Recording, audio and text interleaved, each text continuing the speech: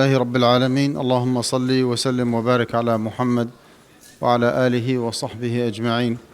اللهم نور قلوبنا بالعلم وزين أخلاقنا بالحلم وافتح بيننا وبين قومنا بالحق وأنت خير الفاتحين. ثم أما بعد.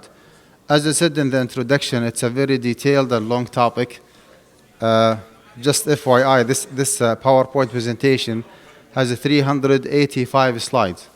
And this is actually one of the classes that we teach for our graduate students in the Masters in Islamic Economics and Finance at Al-Hijrah University or Guidance College. For tonight, let me just focus on, I would say, the very basic information about Islamic finance, definition of riba, okay, and some applications on how to avoid riba. Let me start with the definition of riba. Do not get confused with those definitions that you hear and those classifications. Riba al-fadl versus riba al-nasa versus riba al-nasiya versus riba al-jahiliya. Hear a lot of definitions and you get confused, right? Do not get confused and just focus on the most important category of riba, the most severe one, the most prohibited one, which is riba al-nasiya. I want you to remember this name, riba al-nasiya. Definition of riba al-nasiya actually is the premium that the borrower must be paid by the borrower to the lender along with the principal amount, either as a condition for the loan or for the extension of its maturity. That's a good definition of riba and nasiya. The premium that has to be paid by the borrower to the lender, either, we have two different scenarios here, either as a condition for the loan or for the extension of its maturity. What does it mean? Number one, we have to make sure that there is a loan agreement involved in the transaction. Someone is lending from somebody else. Someone is borrowing from somebody else. In the real life, a lot of contemporary transactions, there is no loan involved in it. Okay, if you read, some documents or paperwork or contracts that you want to get involved in, there is no clear, straightforward term that you are borrowing money from such and such entity. But the nature of the agreement indicates clearly that there is a loan agreement. And this is, by the way, one of the challenges that we meet Muslims living here in this society, which is how to implement the concept of riba, how to implement the concept of riba in the actual real daily transactions. There is a big gap between the fiqh terminology that we use, like when we teach Islamic finance and Islamic fiqh, versus the terms that are used in the industry.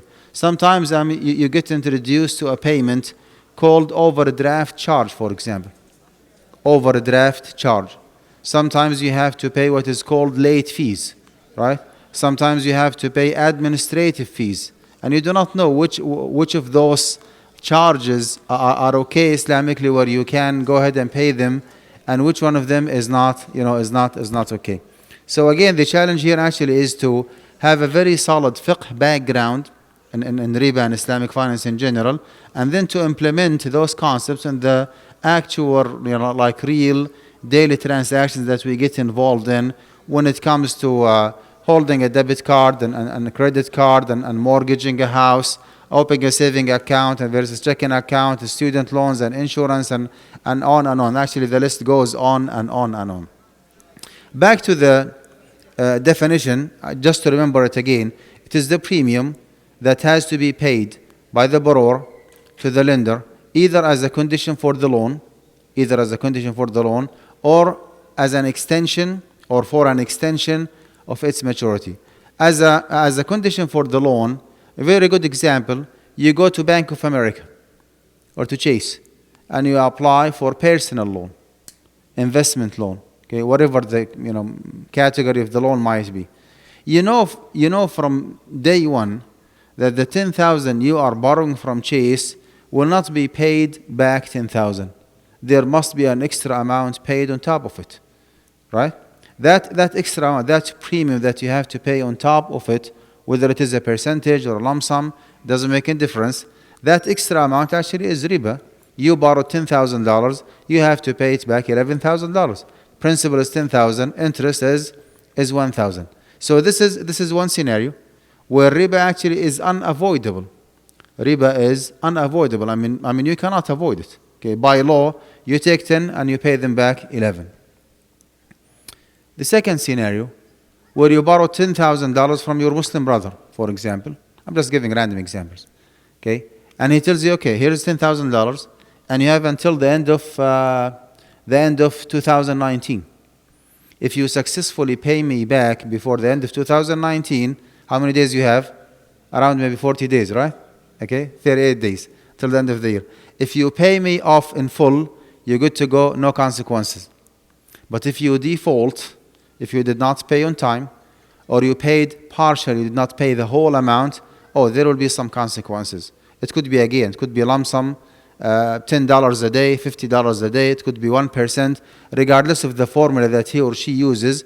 But at the end of the day, if you do not pay in full before the end of the year, then you have to pay more. Now those two different scenarios are a very good example of riba al-nasiyah. The second scenario, you borrow money with zero interest, and interest actually is introduced later on, was actually a very common practice during the Jahiliyyah, before the prophethood of Muhammad alayhi salatu wasalam, even after his prophethood, but before the final prohibition of interest in Islam. You go to some very authentic resources like Muwatta al-Imam Malik, for example, and you read, كان الرجل يقرض الرجل فإذا جاء الأجل قال أمهلني وأزيدك. People used to lend to one another, interest-free loan. Upon the maturity of the loan, the borrower would ask the lender by saying, give me more time and I will pay you more. So they started with interest-free loan, and then the riba or the interest was introduced way later on upon the maturity of the loan. فأنزل الله سبحانه وتعالى يا أيها الذين آمنوا اتقوا الله وذروا ما بقي. Allah subhanahu wa ta'ala revealed, all you who believe, fear Allah subhanahu wa ta'ala and quit, and whatever is remaining as riba. So my point here is that even if they both start with a very pure intention that there is no riba involved, yet they did introduce riba later on. Okay? The other narrations in Muwatta al-Imam Malik, كان الرجل يقرض الرجل فإذا جاء الأجل قال إما أن تقضي وإما أن تربي. People used to lend to one another. Upon the maturity of the loan, the lender would approach the borrower by saying, listen, the loan is due, it is mature. You either pay me, or otherwise if you want extra time, that's fine, but you need to pay me more. So whether the offer came from the borrower or from the lender, it doesn't make any difference. At the end of the day, they added up some interest on top of the principal that has been lended from one party to another. However, the very first scenario, where you go to Bank of America and you borrow $10,000, riba there actually is unavoidable. I'm not talking about holding credit card, do not get confused. I'm talking about taking a loan from a bank. That's an interest-bearing loan from day one. So this is actually the riba that we have to investigate to find out whether or not that scenario does exist in certain transactions. Whenever the principal and its return, or its revenue, or its profit, or its interest, call it whatever you want, if the principal and the return on the principal both are guaranteed, okay, then that's the riba that has to be avoided. When there is no risk involved, risk taken by the bank does not take any risk other than the risk of default, which is a very common risk in the Islamic finance and in the contemporary, like traditional finance. The default risk actually is there. Even if you lend your money to a Muslim brother, $10,000, with no condition, with no stipulation, nothing whatsoever, that he has to pay it back to you, $10,000, the risk is there, right? He might deny it, he might pass away, he might just leave the country. So the risk, I'm not talking about the default risk, I'm talking about other risks, okay, that the bank is taking out of you using the money, making profit or incurring loss. You took from Bank of America, another example, $100,000 to upgrade your business, right? Okay. The bank, in a positive way, does not care about the outcome result of that loan. Whether you make 100% profit, whether you make 0% profit, whether you lose the principal, he does not care. Okay. At the end of the day, that $100,000 has to be paid back $120,000 within 1 or 2 years. Okay, that is the risk that does not exist when it comes to traditional, conventional loans. Again, the challenge that we face here is that every single transaction we get involved in, we have to unlock its secret. We have to reinterpret it and find out whether or not it does have riba involved in it. Okay, I'll give you examples. Why do we think that opening a saving account is not an option for practicing Muslims? You cannot open a saving account. You cannot. Do you know why? You give $5,000 to a bank, okay, and the bank actually guarantees those $5,000 by the FDIC, right, the Federal Deposit Insurance Corporation, plus 3% return. Plus 3% return. So your principal is guaranteed, and your return on principal is guaranteed as well. Now, that is the nature of interest-bearing loan. I just a few seconds said that if the principal and its return both are guaranteed, that is the interest-bearing loan that has to be avoided. Well, in the real life, when you go to Bank of America or Capital One or Chase and you open a saving account, you do not sign an agreement that you are lending your money to Bank of America, right? It's just a saving account. But the reality of this transaction, the nature of the transaction is that you are lending your money to Bank of America. And that's why your principal is guaranteed and your profit on top of the principal is guaranteed as well. You see? So opening a saving account is not an option to start with, period. Now, what is the alternative? That's a different discussion. I'm just giving examples on how certain charges are introduced to you, or you find yourself on the spot that you have to pay certain amount of money. It does not come to your mind that whatever you pay is interest, but in reality, actually it is. Okay? Another example. You have a debit card, not a credit card. Okay? And the total amount, the available balance in your checking account is only $200. And you went to a point of sale and you made a transaction of $300. Usually it goes through. Am I correct? Usually it goes through. Okay? And then to your surprise, when you check your online statement, you find $100 that has to be paid back, which is fine. And there is a $35 overdraft charge. It's not interest. It's not a profit. It's an overdraft charge. Do you know what is the fiqh interpretation of this transaction? It means, like, if you have only $200 and you made a transaction of $300, it means that you have borrowed, whether you like it or not, from the bank $100. What does it mean when the bank actually pays on your behalf $100 and you have to pay it back? What does it mean? It means that you are borrowing from the bank. Well, up to this point, we do not have any issue. The issue here is that on top of the $100, you have to pay $35 overdraft charge. What do you call it, in fiqh? When you borrow 100 and you pay it back 135, you see, you call it interest. You call it interest, or you call it riba. So I'm not saying that holding a debit card is haram. I'm just giving you examples to be able to reinterpret and to unlock the secrets of those contemporary transactions, to find out that certain charge is introduced to you, while in reality it is riba. So overdraft charge is riba. What was the first example? Opening a saving account is not an option. Okay, I can give you more and more examples. One more example. Every single utility bill that you receive does have a due date. Is that correct? Okay, what will happen if you do not pay before the due date? There will be late fees. Okay. I'll give you like a practical example. I pay $250 to T-Mobile for a family plan for myself, my wife, and my kids. That's $250 almost straight every month, okay? And I have like a due date. If I default in paying the $250 before the due date, I have to pay another $7 late fees. Late fees. Is the late fees riba or not? Before we say yes, it is riba or not, we need to take one step back, okay, and interpret the transaction. Did I borrow money from T-Mobile? No, actually I did not. I utilized the service, all right, like the phoning service. Well, believe it or not, from a fiqh perspective, الديون لها حكم القروض. That is equivalent to a loan. Toward the end of the month, as if I already borrowed $250 from T-Mobile. But in reality, actually, I did not. I utilized their service, okay, for $250. So I owe them $250. Are you following up with me?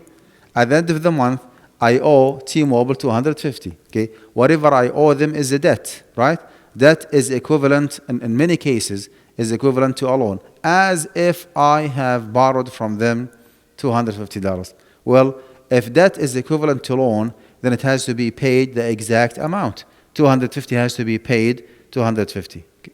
Okay. Based on that, do not delay your payment purposely or intentionally. Because if you do so, you are involving yourself in riba. Because the late fees in this very particular example is none but interest. Although it is introduced to you as otherwise. Oh, late fees, overdraft charge, you see. But in reality, actually, it is not. It is none but riba.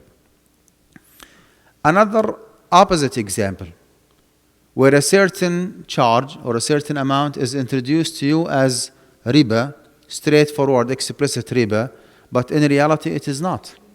In reality, it is not. You want to buy a car from your non-Muslim neighbor, okay, owner finance, and he asked for $5,000 cash. I told him, you know, John, I do not have 5,000 cash.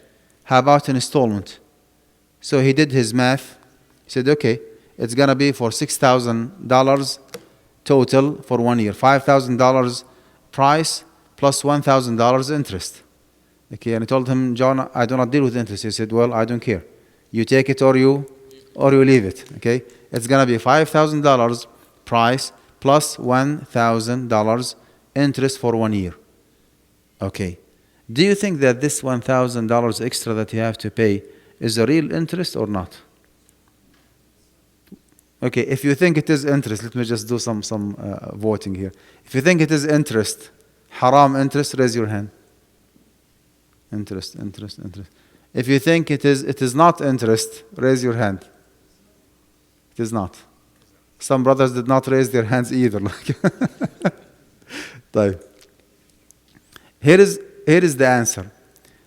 This transaction is owner finance. You are not borrowing money from a third party. Okay, John Smith in our example is the owner of the car. There is no lending activities involved here. He gave you two options, either $5,000 cash or $6,000 for 1 year. You know what? He can even give you $7,000 for 2 years, $8,000 for 3 years, unlimited options. Okay, as long as you are still within the negotiation and bargaining stage, all these options actually are halal. The only thing that you have to make sure that once you close on one deal, you just commit to it. Okay, your choice was to take this car, $6,000 for 1 year. Now, from your perspective as a practicing Muslim, you look at it as an installment sale for 1 year. Installment sale for 1 year. Total price is well known for you. How much is going to be? $6,000, right? Your monthly payment will be $500. Where is the interest here? Oh, there is no interest. Despite the fact that he insisted in writing $1,000 interest, but actually it is not interest. Okay? Now, in this exact example, if you have chosen to go to Bank of America again and to borrow $5,000 and to give it to John Smith cash and to get back to Bank of America and to pay that amount, $6,000 within 1 year, will it be interest or not? Oh, it will be, you see. The outcome result is the same, that you have bought this car for $6,000. but the mechanism or the way is different. Mechanism or the way is different. In the first scenario, it was an owner finance with no interest, although John Smith actually insisted in writing interest, but actually it is not. It is not, right? While in the second scenario, there was an actual real interest. You borrowed money from Bank of America, 5,000, and you paid it back 6,000. Outcome result is the same, but the mechanism actually is different. ذلك بأنهم قالوا إنما البيع مثل الربا وأحل الله البيع وحرم الربا. Some people actually get confused. They said, well, outcome result is the same. I paid $6,000 for this car. I paid $6,000 for this car. Show me the difference. Well, the difference actually is in the mechanism or the way that you have conducted or executed the transaction. There was a lot of risk has been taken by John Smith because he is the owner. I mean, he was the liable party of that car before selling it to you. Okay, Bank of America is not liable, is not responsible. Okay, Bank of America does not even care about you. Gives you 5,000 and he takes it back. How much? $6,000. Okay, now you use the money. You pay the money, you lose the money, you make a profit, you incur loss, the bank does not care. And that's why second scenario is prohibited, first scenario actually is not prohibited. Based on those examples, our fuqaha came up with a fiqh maxim, قاعدة فقهية, that is very, very essential, very important for us to know it by heart. And I want every Muslim here to know it by heart. العبرة في العقود للمقاصد والمعاني لا للألفاظ والمباني. What matters in the transactions is the essence and the reality, not the wording or the formality. Okay. If you can you say it by heart? I'll give you $10. Yeah, go ahead. $10. $20. Go ahead. No, I said it. Okay. Here is. No, in English. Okay, here is $20. Just say it. Huh? Okay, say it by heart. I'll give you $20.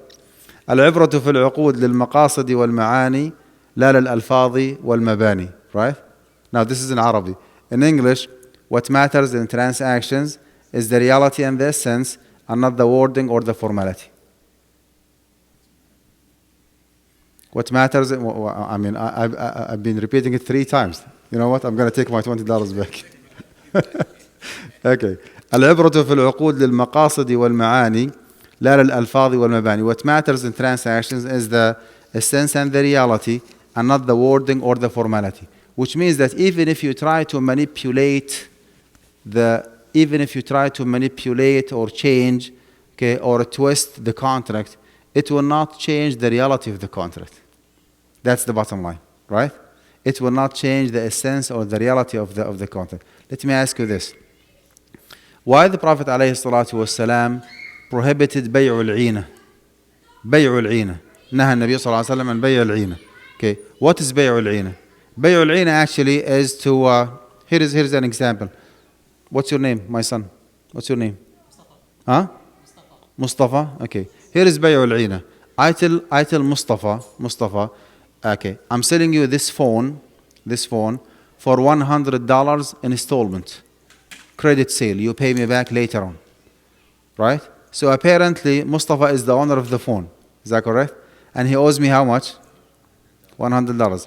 On the spot, before I even handle the phone to Mustafa, I tell him, wait, I am buying this phone from you for $80 cash. And I pay him, $80 cash. And I pay him $80 cash. That's بيع العينة. You see? We ended up me giving him $80 cash, and he has to pay me back how much?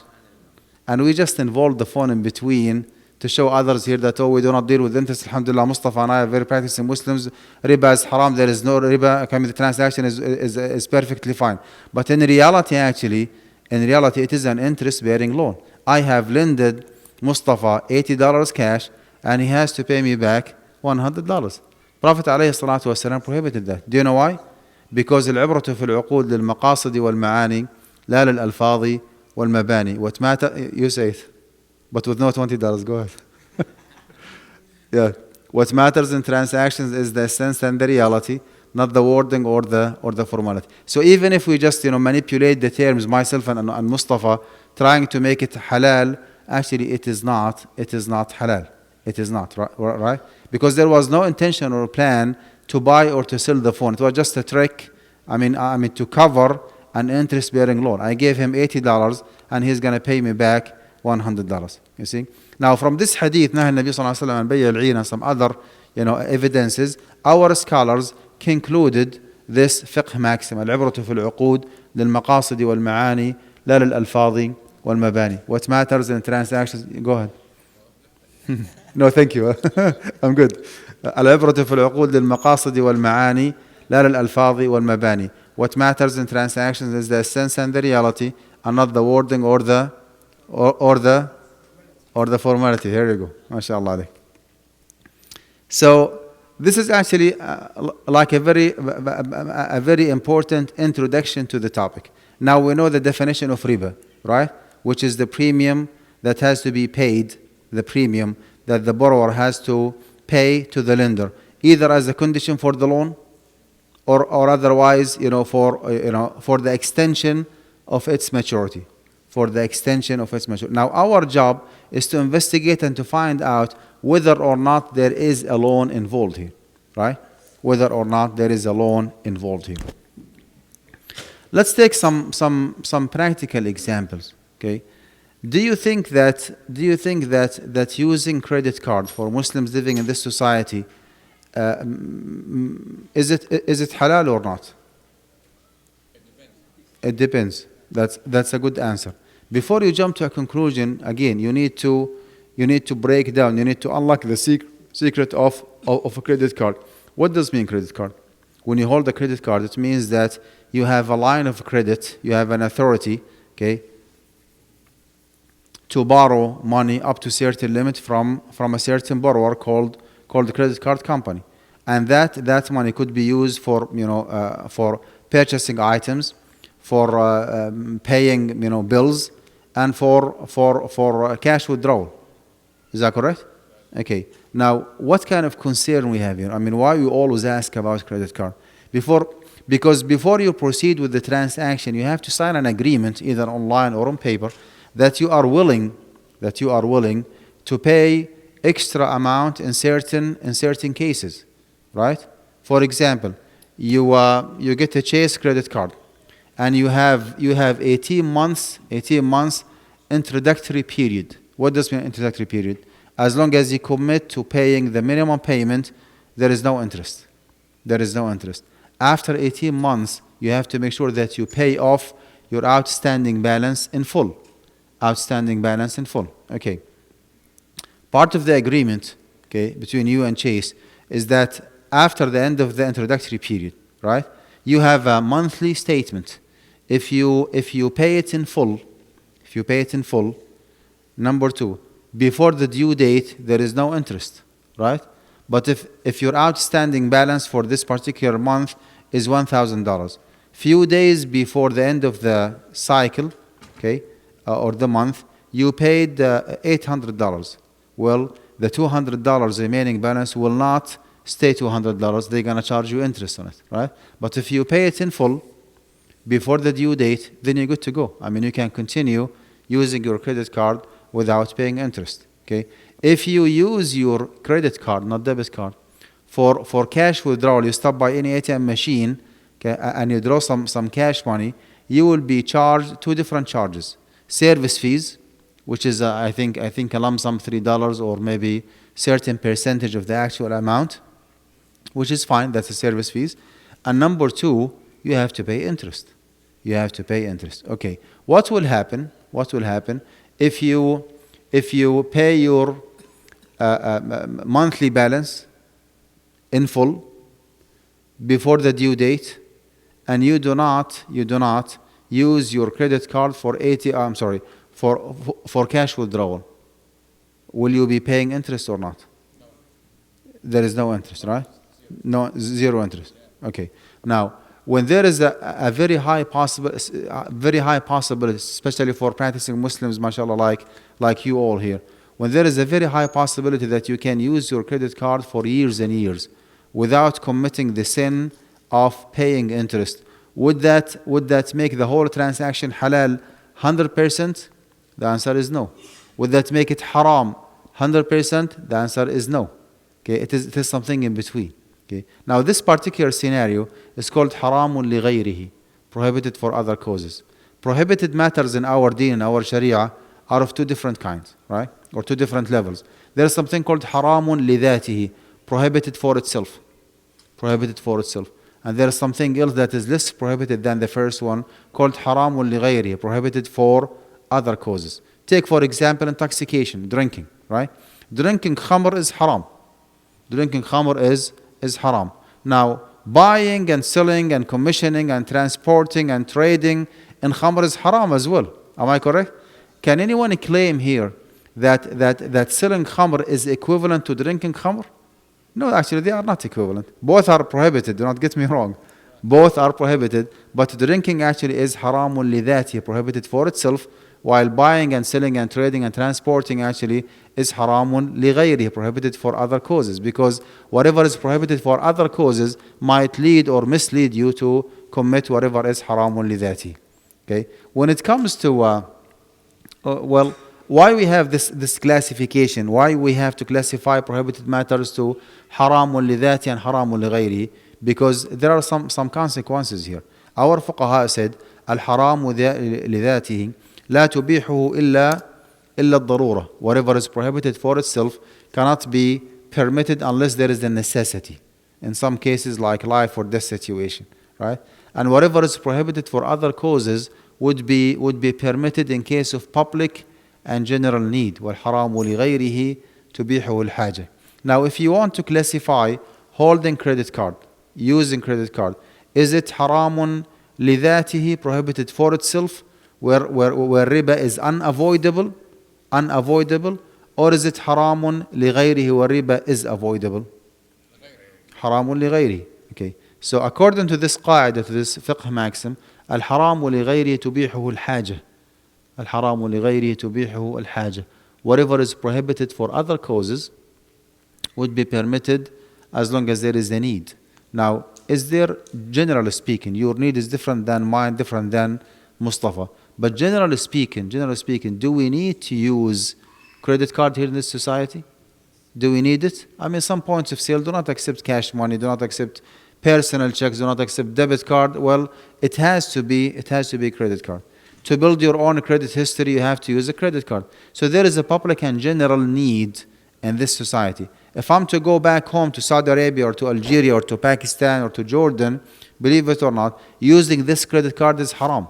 Because the monetary and the business system there back home in the Muslim world is still very simple. I have heard that people until today hold a lot of cash money in their pockets and they still transact using cash money. So you can easily live and transact on daily basis without having credit card. It is not the case for us Muslims living here in the US. You see? So because of the public and general need of using credit card, as long as you know for fact, okay, or most probably, you know that you will not be paying interest, period, right? You're going to pay the monthly statement, okay, in full before the due date, and you will refrain from using your credit card for cash withdrawal. Well, you can use your credit card for years and years without paying one single penny as an interest. It is permissible, allowed for us to use it because there is a need for it. Take another example, okay, which is mortgaging homes. Mortgaging homes. When you mortgage a house here, what does it mean? Again, always we have to take one step back before we jump to a conclusion and try to break or to unlock the secret of the transaction. Okay, mortgage a house means involvement in three different transactions simultaneously. In the mortgage process here in the US, there is a sale agreement between you as a customer or a victim actually and the landlord. You buy a house from him, okay? And number two, there is a loan agreement where you borrow money from countrywide. You borrow $100,000, and you pay it back $150,000. That's an interest-bearing loan. Is that correct? And there is a mortgage agreement where the mortgage company actually puts a lien on the property to secure their money, right?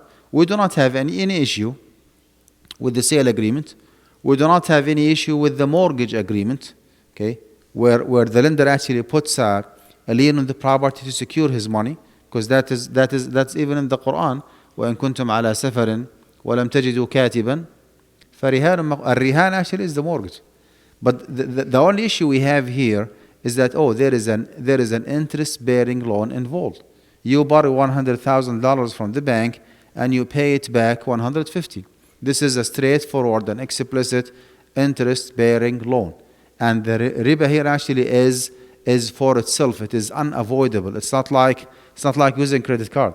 You know for fact from day one that the $100,000 will not be paid back $100,000. You're gonna pay, on top of it. Whether you pay $1 or you pay $50,000, it doesn't make a difference. We're not discussing the scale, details. We're discussing the concept that you have to pay more than what you have borrowed. So we ended up having 3 different transactions. 2 of them are halal, the sale and the mortgage, okay, or the lien. And the third one actually is prohibited, which is the interest-bearing loan. Now, can we be like so democratic and say, okay, the majority of those transactions are halal, 2 against 1, then mortgage is halal? No, it goes the other way around, right? Because there is an interest-bearing loan involved in this process, then the whole agreement actually is prohibited. So the conclusion here is that mortgaging a house, okay, in a very traditional way is not allowed. Let me just take one step forward and discuss it further. What is the solution, right? What is the solution? Well, if you do have an Islamic alternative, a company that finances according to the Islamic principles, go for it and buy your own house. Every single one here actually does need to have a house. It's not a luxury, but meanwhile, it's not a necessity. I mean, I can survive living in this society without owning my own house. What I need desperately is to find a place to live in, right? Okay. Now that place, that condominium, that house, that shelter, call it whatever you want, could be just a rental property. So if renting a house or apartment is available, is an alternative, then there is no necessity to buy a house. Living in a house is necessity, or finding a place to live in is necessity. But who said that your necessity is not fulfilled without you being the owner of that house? There is a huge difference between the two. I cannot live in the street with my wife and kids. I have to find a place to live in. But who said that house has to be mine? It doesn't have to. So if there is an Islamic alternative mortgage companies available, okay, reasonable, affordable, go for it. If not, just wait until Allah subhanahu wa ta'ala makes it easy for you, and then you can buy whenever you can afford. You just keep renting as long as renting is affordable. Okay. Do we have Islamic mortgage companies in the US? This is a long and detailed topic as well, but long story short, yes, we do have. We have five major companies that everybody actually talks about, and they are in order: Guidance Residential, University Islamic Financial, Devon Bank, Ijara Loan, and La Riba. Those 5 companies actually are not in the same level of diligence and dedication in implementing Islamic finance principles. Okay, all of them actually deal in the secondary market. All of them sign an agreement with you today, and next day in the morning they go to Freddie Mac and they sell, their products or their loans to Freddie Mac. Before I forget, please make sure that you take a brochure of Guidance College, educate yourself more about the programs that we have. Alhamdulillah, we have bachelor degree in Islamic studies, and I would love to see Mustafa joining Guidance College and taking classes, maybe bachelor degree in Islamic studies. I would love to see some of you joining us in the Masters in Islamic Finance or the Masters in Islamic Education. We do not have PhD so far, but inshallah, once we get the university accredited, we will be adding a PhD program, inshallah. So what I'm discussing with you tonight actually is a part of one of the courses that we teach in the Masters in Islamic Finance. Back to our discussion. I was saying that those companies are not in the same level. Some of them are really dedicated, and some of them are less dedicated, and some of them are not dedicated whatsoever. Okay, ليسوا سواء. Bear in mind that integrating, practicing a genuine, sound, authentic Islamic finance in this society is close to impossible.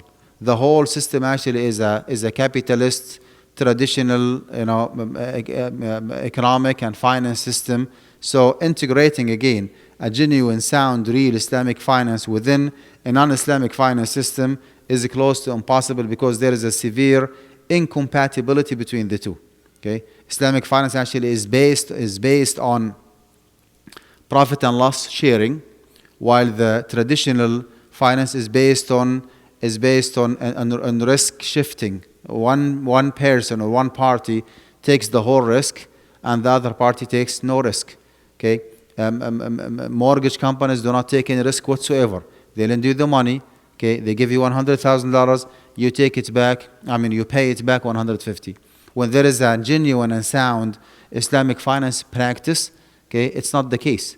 They either get involved with you in a musharaka, where they buy the property jointly with you and put their name with the title as an owner of the property, and they share the maintenance and the insurance and the tax with you.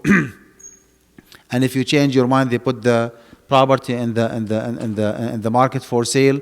Whatever actually the property is sold for, you take your share, and you give them their share and honor. So there are a lot of requirements for partnership that have to be assumed by those so-called Islamic mortgage companies. None of those 5 Islamic mortgage companies is 100% Sharia compliant. Okay, none of them. However, some of them are more Sharia compliant.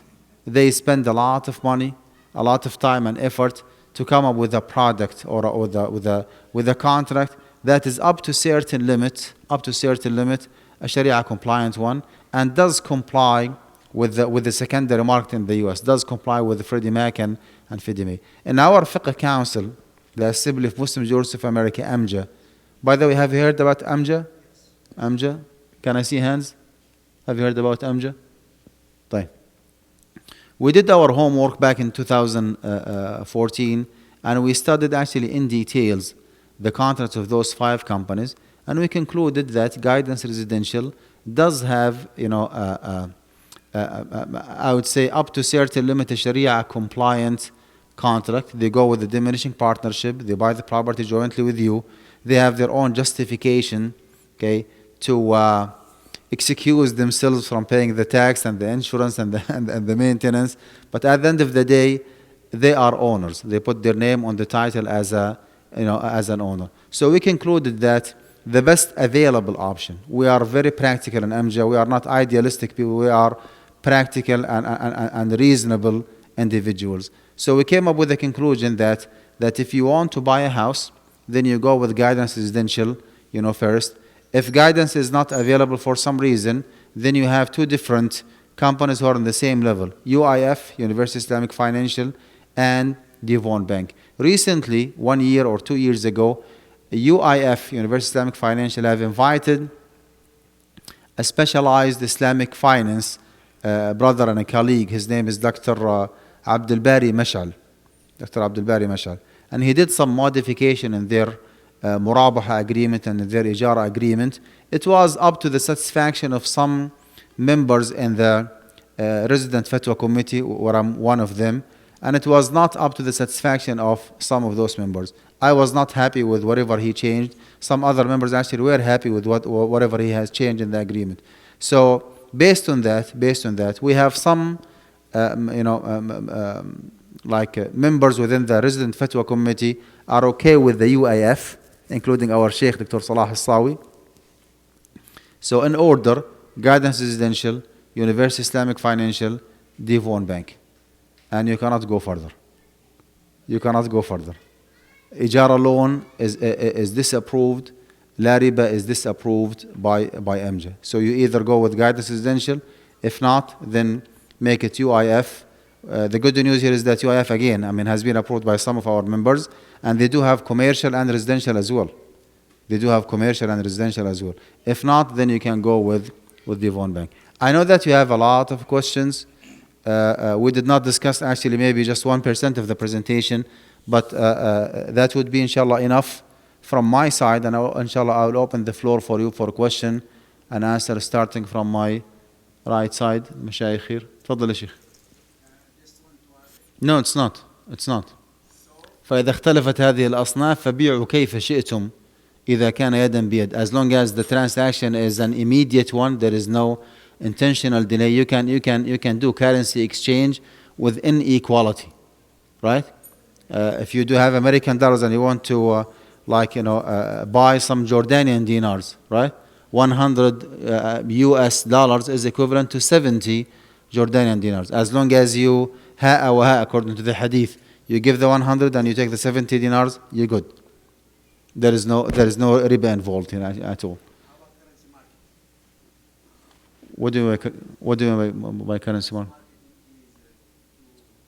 Currency exchange business. It is halal as long as it is an immediate one. It is halal. طيب, moving on. تفضل. Okay, the cash back or the bonus or the points that you receive from your credit card actually is completely the opposite of riba, because the more you use a credit card, the more you get points, and those points are converted to cash back. Okay, at the end of the day, if you borrow $100, okay, the total that you have to pay back to the credit company is how much? $90, right? Well, if you borrow 100 and you have to pay it back 110, that is riba. But if you borrow 100 and you pay it $90, that's the opposite of riba. So خذها ولا تخف, it is halal inshallah.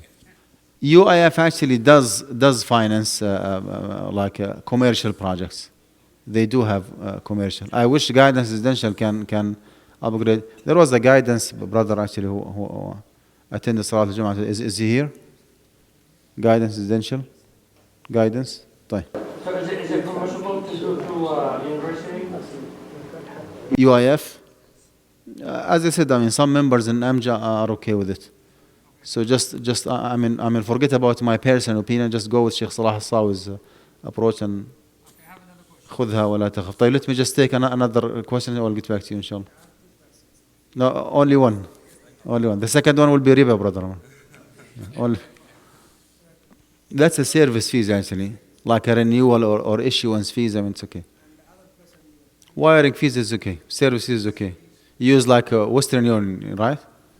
Yeah, it's okay. This is a wiring fees, like wire transfer fees, which is fine. Yeah, it's a service. Someone is taking the money from the US and send it home on your behalf. You give him money for that. Even if you pay money and the recipients pay money, that's fine. It's a service fees. طيب, let me take more questions. طيب, نعم. طيب, تفضل حبيبي.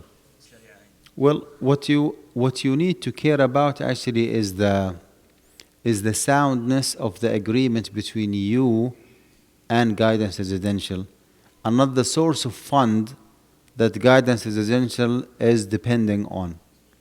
In other words, even if they bring their money in a haram way, that is irrelevant to the contract that you signed with them to buy your own house. You see?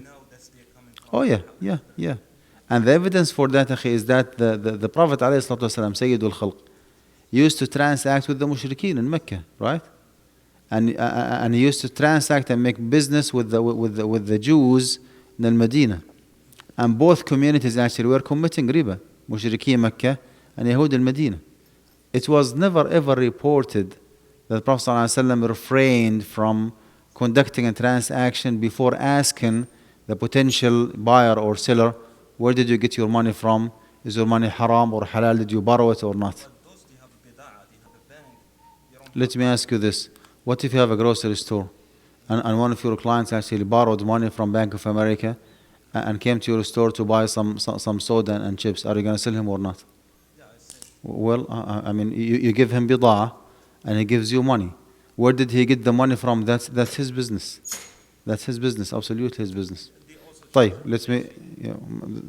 that's a different story. طيب, Mustafa. I like your smile, by the way, mashallah. What's your academic background, Mustafa? What's your academic background? Hmm. Did you graduate or not yet? Not yet? Are you still in high school?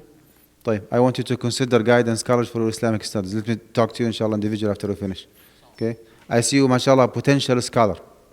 Inshallah, you will make it happen one day and just take my seat here and give a lecture. Yes, brother, go ahead. Well, I have an opinion, okay, about insurance that is not within the mainstream. Okay? The mainstream opinion nowadays is that commercial insurance is prohibited by default unless there is a necessity for it, or unless actually it is provided by your employer. Is that correct? And there is a differentiation between the government-based insurance like Social Security, like Medicare and Medicaid, where everybody believes that that's halal, versus commercial insurance, which is haram. I mean, this is the mainstream. Am I correct here? Well, I disagree with the mainstream. I do not see any difference between the nature of the agreement. If you have a Social Security account, what does it mean? It means that the Social Security is telling you, give me $150 every month, and after long life, if you pass away or something, Allah forbids, happen to you, I will take care of yourself if you are still alive, or otherwise, I will take care of your kids and your wife based on certain criteria. I will be paying your kids until they reach a certain age. I will be paying your wife, throughout her life long, right? So Social Security actually is none but a life insurance, because if you pass away, okay, بعد عمر طويل inshallah, after long life, Social Security will be paying your kids and your family members way more than what you have paid them during your lifetime. Can you tell me what's the difference between this scenario and the other scenario where you have a life insurance policy with XYZ company? Okay, the life insurance is telling you, give me $150 every month, and if you pass away, I'll write your family members a very wet and moist check of $1 million. You see, as long as you commit to pay me $150 a month, I will be paying your kids and your family members $1 million one-time payment upon your death. What's the difference between this one and this one from a legal perspective, from a fiqh perspective? In my opinion, this is a bilateral agreement. Bilateral agreement. It's two-sided commitment. Okay? No one is doing you a favor. There is no ta'awun and benevolence and cooperation. This is actually incorrect, right? This is a legal agreement. You pay $150 premium, and you receive a certain compensation whenever a certain unfortunate incident happens. Okay? No one is doing you a favor. And when you sign an agreement with a life insurance company, no one is doing you a favor. You pay a premium, and you are entitled or eligible for a certain compensation whenever a certain incident happens. You see? So this is a bilateral agreement, and this is a bilateral agreement. In my opinion, there is no gharar, there is no ambiguity or uncertainty or gambling. I'm not gambling, akhi. When I buy life insurance policy, I'm not gambling. I want to provide financial stability and social security for my kids during my lifetime and after my death. I'm not looking for easy or lazy profit. You see? So the nature, the surrounding circumstances of those who are gambling is different than those who are buying life insurance policy. There is no ambiguity. I know from now what I will be getting in return, which is the assurance of paying my family members $1 million upon my death. And when I have a Social Security account, I know what I will be getting in return. In case of disability or death, my wife will be getting such and such amount for a certain period. Everything actually is well defined. I do not see actually that this differentiation between government-based insurance versus commercial-based insurance has any, sound dalil or evidence or even logic behind it. I used to go with the mainstream opinion for the last maybe 30 years of my life, and then I went back and read more about those scholars who used to believe a while ago that life insurance is halal And the pioneer of this opinion is Sheikh Mustafa al-Zarqa rahmatullah alayh. Sheikh Mustafa al-Zarqa was the head of the Hanafi school of thought in Syria and in Jordan during his lifetime. He passed away just 25, maybe 30 years ago, rahmatullah alayh. He was a member of different fiqh council at that time, and he made himself clear from day one that insurance as a concept is in a clear compliance with the Islamic principles. Insurance actually is based on cooperation between community members. Insurance actually reduces the risk that inflicted individual to the minimum. If you get involved, Allah forbid, in a car accident or you were diagnosed with something serious, okay, you don't have to worry about securing fund for your medical treatment or fixing your car or replacing your car. Okay, let me ask you this: if you do not have an account with Social Security, and Allah forbids, I mean, you passed away, do you think that Social Security will sympathize with your family members and give them money because you were a good person during your lifetime? Of course, no. Why? Because you did not pay during your lifetime. In a very simple language, if you pay, you get paid. If you do not pay, you are out. And this concept actually applies to Social Security, Medicare, Medicaid, health insurance, car insurance, liability insurance, house insurance, life insurance. There is no difference whatsoever. And I wholeheartedly believe that insurance is halal by default. We do not even have to look for a need or necessity to permit it, right? Insurance as a concept, not as a practice. There is a huge difference between the concept of insurance versus the practice of insurance companies. Exactly like the difference between Islam and Muslims. Islam is a wonderful religion, but Muslims are not that good, including myself, right? Insurance is a wonderful concept, but the practice is bad. Insurance companies take advantage. Insurance companies, like like there is a big conflict of interest between the customers and the shareholders. Okay, there is a lot of manipulation in the system, taking advantage, and on. That's absolutely correct. But this has nothing to do with the concept of insurance. I wholeheartedly believe that life insurance is absolutely permissible, especially for us Muslims living here in this society. Maybe back home, if you live in a Muslim country, still there is a kind of social system where the family members and the neighbors support you financially whenever a disaster or something happens. It's not the case here. Here, actually, unfortunately, you are by yourself. Okay, so why should I put my family members in a very bad position? Okay, and making them waiting for the masjid to do a fundraising, to secure some fund for my family members. Why should I put them in that position? Well, I have to buy my life insurance from now to make sure that whenever I die, I will be resting in peace and someone actually will be taking care of my family, especially if you agree with me that life insurance is halal. That is my opinion. I might be wrong, Allahu Alam, but this is to the best of my knowledge. Life insurance, any kind of commercial insurance, is halal by default, right? It's a contemporary, it's a new transaction that has no precedence in the past. It's not ijara, it's not sale, it's not a proxy.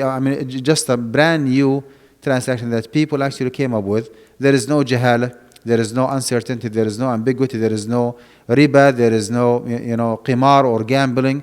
The benefit or the service is well defined from day one, so it should be halal. Wallahu. Again, I might be wrong. Allahu Alam. Different answer for the same. Well, my answer is, if you agree with me, like just for discussion purpose, if you agree with me that insurance is halal, then case dismissed. Whatever you receive is halal. No. تفضل. Because it's gold. Because Prophet ﷺ said, الذهب بالذهب والفضة بالفضة مثلا بمثل هاء وهاء فمن زاد أو استزاد فقد أربى. When it comes to gold, you have to be very, very conservative. نعم تفضل. Wallahi, unfortunately, no. You buy 2019 Toyota and you finance 3% APR from Toyota Finance. Yeah, from the same bank. They have their own banks. Yeah, I know. So Okay, unfortunately, Toyota Finance is administratively, legally, and financially completely independent entity from Toyota car dealership. So you are dealing with a third party. Yes. If it is zero APR, go for it. If it is certain APR, you are borrowing money. No. That's called buying out the interest or capitalizing the interest. It's not an ideal solution, but it is okay. Like if you negotiate a deal with the car dealership, let's say that the car is for 20,000, right? And the interest, according to their math, $3,000 interest, certain like 2 APR for 5 years, whatever. I mean, if you can change the deal and make the car for a $23,000 price with zero APR for 5 years, that would be fine. You look at it as zero APR. They look at it as if you are paying the interest up front, because they're going to ask you to pay a good amount of money as a down payment. So the way that they look at it is that, oh, you are paying even the interest up front, which is in a way more convenient and more profitable for them. However, if this is the only option that you have, then go for it. تفضل أخي. السلام عليكم. Because أخي, because there is a need, and you need to be practical. فاتقوا الله ما استطعتم. عرفت أخي? I'll give another example, I mean, just to make it make it clear. We all actually have a retirement account, 401k or pension plan or IRA. Okay, am I correct? We have Social Security. Okay, now, do you think, Akhi, that the portfolio that you have in your 401k is a pure halal one? I mean, can you show me any stock walks on the surface of the earth nowadays, any place in the world, stock that's 100% halal? No. There is no 100. My time is over. But you can get away from 401k. There is no, there is no 100% halal stock. Okay. Well, bonds are prohibited. Alhamdulillah, the battery is over because this one is so annoying. So bonds are haram. Derivatives are haram. Options are haram. Futures are haram. If you want to prohibit, stocks, then what else? I mean, we can trade in to have our own individual retirement account or 401k. You see? I mean, we can just drop everything. I mean, there are and put the whole Muslim community in a very bad financial situation because there is no 100%, halal option. Some of these transactions that it's in our control. We can control it. If I don't want to buy a stock, it's my business. It's not a necessity to buy a stock, and it's not even a necessity to buy a house. And you can refuse the 401k also. Yeah, you can refuse 401k also. And we also forget about the trust in Allah. So we have to trust in Allah. Of course, we have to kind of establish the causes. We don't want to leave our family outside, but we forgot about to put the trust on Allah. Allah, if you are, going in the right path, if you're a good mu'min, good Muslim, Allah won't let you alone. So the reason why I'm saying this is when we give lectures and we kind of be easy about these things to the public, people will take advantage of this and make it necessity. So whenever you talk to someone and say, I need to buy a house, it's necessity. So it's not a necessity. So as the people who are actually involved in this stuff, we need to make sure that we hear some, we need to make it clear for people that if this organization is not 100% halal, you should not go with it. I think he said that. He said that it's not. He said, but after that... He said everything is, you can't find. Yeah, I think it's a case-by-case scenario, so we cannot generalize. Let me just ask you a question. I mean, did you hear me saying that owning a house is a necessity? No. I didn't say that. No. But to answer your question, again, I'm just making analogy between buying a house because of the need. You need to buy a house, but it's not a necessity for you. I'm just making an analogy between buying a house versus having a 401k, right? I mean, there is no necessity, but for your financial stability, actually, you have to have a retirement account. Well, Social Security actually does have a certain percentage of their investment is a haram one. I don't want to put you on the spot. But I mean, if you do not mind, So again, akhi, you can be as as idealistic as you want, but I assure you that you will be contradicting yourself several times. عرفت أخي? Because akhi, you cannot be an ideal individual. You have to be a practical one. So back akhi, back to to the 401k and social security. Your social security akhi does have haram. The company that you work for does have haram investment. عرفت أخي? Why? I mean, you work for a company that commit haram and you have a social security and you have 401k. And when it comes to homes, it has to be 100% halal, option. Well, there is no halal option. You know what? Even if you go back home to Algeria or to Jordan, do you want to tell me that the Islamic Bank in Jordan commits 100% halal option? أخي اتقوا الله ما استطعتم يعني.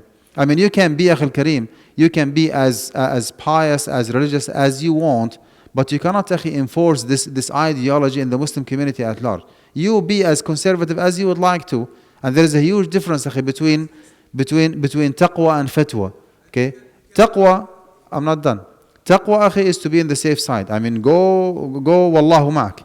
But when it comes أخي to fatwa, no, fatwa أخي is different. Fatwa actually has to be established and initiated by specialized people of knowledge who weigh the advantage and the disadvantage, who are wise, who are prudent enough, who look at the whole picture, who consider the necessity and the needs and the desperate circumstance of the community. And that's why أخي, buying a house actually is permissible with those companies, because this is the best option available. There is no option available. Okay, if it is أخي, if it is a pure mortgage versus a pure halal one, can you go with something in between? No, you cannot, because the halal alternative is there.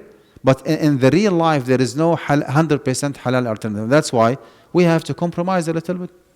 Now, what's that? I disagree, akhi. You as a practicing Muslim, you do not go with the feasibility of the transaction. You go with the permissibility of the transaction. عرفت? You as a practicing Muslim, you look at it from a haram and halal perspective. If it is halal, you go for it. Even if you have to pay more, you compromise, you pay more money to please Allah subhanahu wa ta'ala, to stay in the safe side. If it is haram, you would avoid it.